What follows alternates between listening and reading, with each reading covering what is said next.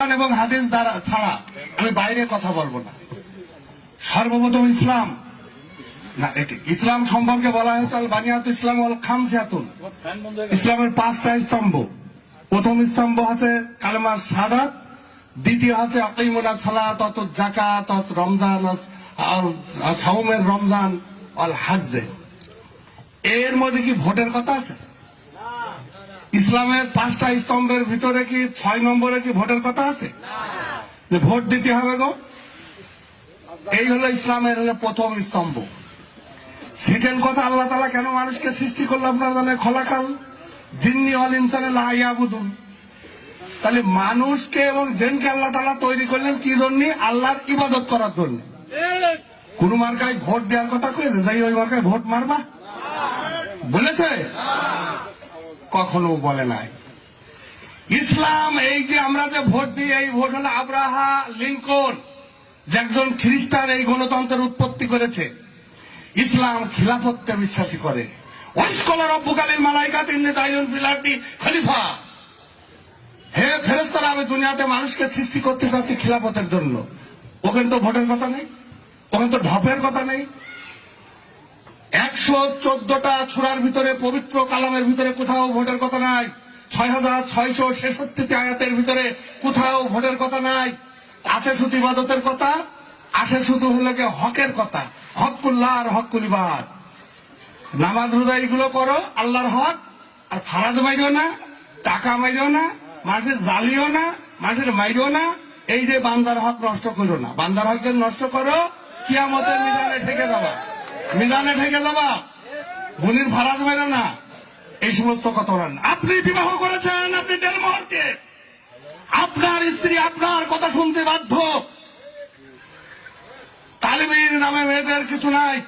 মেয়েরা আজকে তালিম করে বেড়াচ্ছে, তালিম করা যদি জায়েজ থাকতো তাহলে মা ফাতেমা তালিম করতো, তালিম করা যদি জায়েজ থাকতো তাহলে হযরতে আয়েশা তালিম করতো, তালিম করা যদি জায়েজ থাকতো এইভাবে করে বড় বড় সাহাবীদের স্ত্রী এবং হলো যে সমস্ত নারীদের নাম এই আপনার ইসলাম আছে তারা তালিম করতো। তালিম এইগুলো নাই। আরে তালিম করা যদি জায়েজ থাকতো তাহলে মেয়েরা মসজিদে ইমামতি করার এখতিয়ার এবং তাদের হলো হুকুমত আল্লাহ রাসূল দিতে। তালিম করা যদি জায়েজ থাকতো তাহলে জানা যায় এই মেয়েরা হলো দাঁড়াতে পারতে।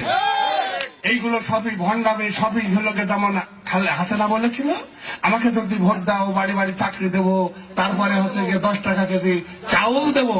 এইটা যেমন ঘোড়ার ডিমের মতো মিথ্যা। এইরকম একটি ভোট নেওয়ার জন্য কখনো মিথ্যা কথা দিয়ে ইসলামের ব্যবহার করবেন না। ইসলামের একসাথ করে না ভাইরা। এই ভারত উপমহাদেশের ইসলামকে আপনারা এনেছেন। এই ভারত উপমহাদেশ ইসলাম এনেছেন শাহজালাল রহমাতুল্লাহ আলাইহি। এই ভারত উপমহাদেশ ইসলাম এনেছেন খাজা মঈনুদ্দিন চিশতি। এই ভারত উপমহাদেশ ইসলাম এনেছেন ফুরফুরা শরীফের বড় হুজুর আবু বকর সিদ্দিক। আবু বকরের সিদ্দিকের নামে বাংলার জমিনে একের পর এক মাদ্রাসা, সেই মাদ্রাসা থেকে লেখাপড়া কোরআন শিখাচ্ছে বাংলার জমিনে। মানুষ ইসলামের কথা বলে। আপনি কোন জায়গায় ইসলামের কথা বলেছেন? কোন জায়গায় কি করেছেন? আরে বদরের যেদিন বদরের যুদ্ধ হয়েছিল, বদরের যুদ্ধের অন্যতম কারণ ছিল মদিনাকে রক্ষা করতে হবে। দেশ রক্ষা, ওয়াতানাম, দেশকে রক্ষা করা শরীয়তের একটা অঙ্গ। সেদিন মদিনা যেদিন রক্ষা করতে গিয়েছিল 313 জন সাহাবী নিয়ে আল্লাহর রাসূল সেদিন কাফেরদের বিরুদ্ধে গিয়েছিলেন। সেদিনকে 13 জন সাহাবী, 14 জন সাহাবী সেদিনকে শাহাদাত বরণ করেছিল। ইসলামের প্রথম বিজয়ের পতাকা উজ্জীবিত হয়েছিল পৃথিবীর ইতিহাসে, সেটা বদর প্রান্তরে। আর তুমি কি করো?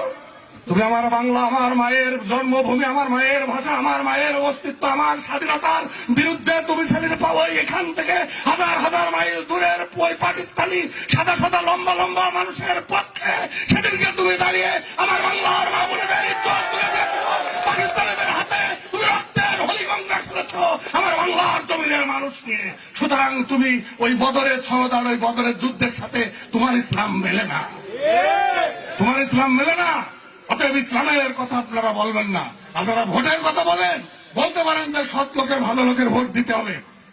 ভালো লোককে আমাদের ক্যান্ডিডেট জনাব অ্যাডভোকেট এম এ মজিদ, একজন শিক্ষিত মানুষ, একজন অ্যাডভোকেট মানুষ।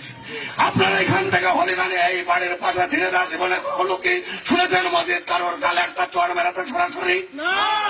আপনারা কি শুনেছেন কোন রিক্সাওয়ালা কোনো মানুষের সাথে মজিদ জীবনে কোনোদিন খারাপ ব্যবহার করেছে কিনা?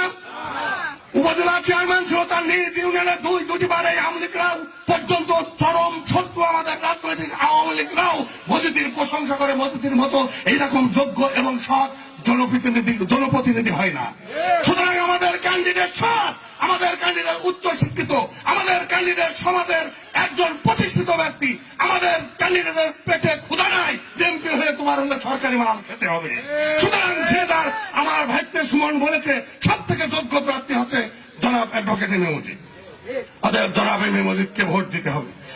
আর মা বোনদেরকে কিন্তু বাড়িতে ঠিক করতে হবে। মা বোনদেরকে বিভ্রান্তি দেখা হচ্ছে। আমাদের মেয়েরা খুব নরম জাত, মেয়েদেরকে যদি বলা হয় বেহেশতের লোক, মারা বিভ্রান্তি হতে পারে।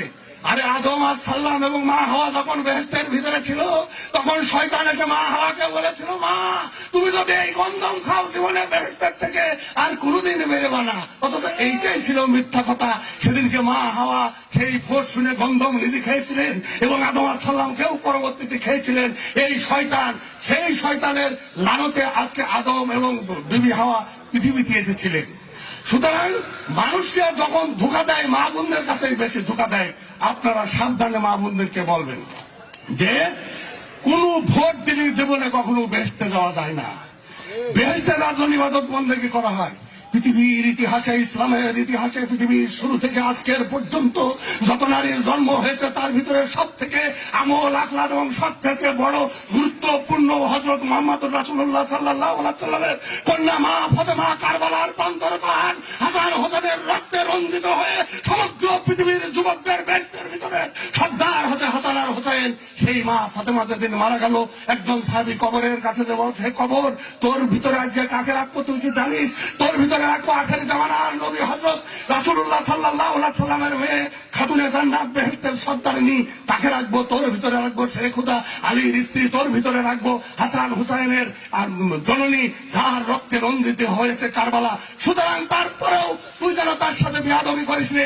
কবর থেকে আওয়াজ হলো, কার মা আমি জানি না, কার কন্যা আমি জানি না, শেরে খুদা আলীর স্ত্রীকে আমি জানি না, আমার ভিতরে যদি ভালো আমল নানি আছে আমি কাউকে ছাড়বো না, আমি সাথে হাত দেবো। এইটাই কবর থেকে বের হয়ে এলো। তাহলে সেই দিন তো বলতে পারতো, যখন খিলাফত কায়েম হয়, এ হয় ও হয়, তখন খিলাফত ভোট দিয়েছে আমাকে, তখন তার হলে কবর হলে শাস্তি দেবে না, এই কথা তো আসতে পারতো। ভাই আমার এই বক্তৃতার মধ্যে দিয়ে আপনারা সুস্পষ্ট ভাবে আজকে জেনে গেলেন, একমাত্র ইবাদত বন্দেগী ছাড়া কখনো বেহেশতে যাওয়া যায় না, কোনো মার্কায় ভোট দিয়ে বেহেশতে যাওয়া যায় না। কত বড় ধোঁকা! পিয়ার সিস্টেম না, আমরা সিস্টেম না, কি সিস্টেমের কথা বলছে? আরে ভাই, ডাকে দেখিনে দুনয়নে তাকে ভজিব কি করে? এই সিস্টেমকে কোনদিন কায়েম আছে খিলাফতের যুগে, ইসলামের যুগে, কোন গণতন্ত্রে কোথায় থাকবে কে? আর তার নামে আমি ভোট দেব, এই কথা কখনো হলে এটা গ্রহণ করা যায় না। খলিফার খিলাফত ইসলামের নেতা, নেতৃত্ব নেতা সামনে থাকতে হয়, ওই সামনে দেখে তারপরে নেতৃত্ব ঠিক করতে হয়। আর এরকম পিয়ার সিস্টেম আর এই আমরা সিস্টেম আর এই আলু সিস্টেমের ভোট এই দেশের মানুষ বোঝেও না, আমরাও বুঝলে এটা কোনদিন চলবে না। সুতরাং আমি বলতে চাই, অতি তাড়াতাড়ি ভোট হবে, সেই ভোটে ইনশাল্লাহ ধানের শীষ ব্যাপকভাবে দেখবে। বাংলা যখন স্বাধীন হতে চায়, বাংলার মানচিত্র ক্ষত বিক্ষত করার জন্য আপনারা একবার ওই পশ্চিমাদের বিরুদ্ধে সাথে আপনারা সন্ধি পাতিয়ে সেদিনকে বাংলার স্বাধীনতাকে ধ্বংস করতে চেয়েছেন। নতুন করে হাসিনার সাথে বারবার 3 বার ষড়যন্ত্র করে আমার বাংলা আবার ভারতের হাতে দিতে চেয়েছেন। এইভাবে একের পর এক ষড়যন্ত্র করে দেশ, জাতি, ধর্ম এবং অর্থনীতি ধ্বংস করতে চেয়েছেন। নতুন করে ষড়যন্ত্রে বাংলার মানুষ হলে পা দেবে না। অবিলম্বে অ্যাডভোকেট এম এ মজিদ সাহেবকে